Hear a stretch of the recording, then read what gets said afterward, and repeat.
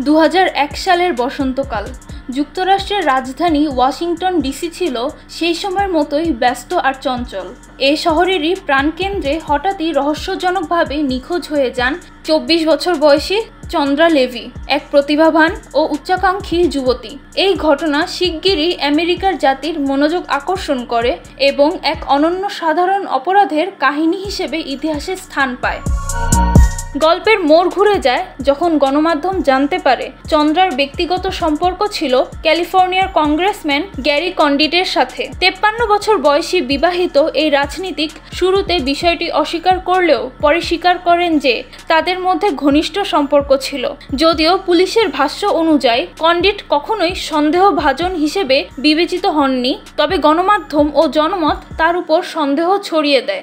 রাজনৈতিক ক্যারিয়ার প্রায় ধ্বংস হয় কন্ডিটের। প্রায় 1 বছর পর 22 মে 2002-এ রক ক্রিক পার্কের এক পাহাড়ি অংশে জগিংরত এক পথচারী মানব কঙ্কাল খুঁজে পান। ফরেনসিক বিজ্ঞানীরা নিশ্চিত করেন এটি চন্দ্রা লেভির দেহাবশেষ। মৃত্যুর কারণ হোমিসাইড বাই আনডিটারমাইন্ড মিনস বা অজানা পদ্ধতিতে হত্যা বলে উল্লেখ করা হয়।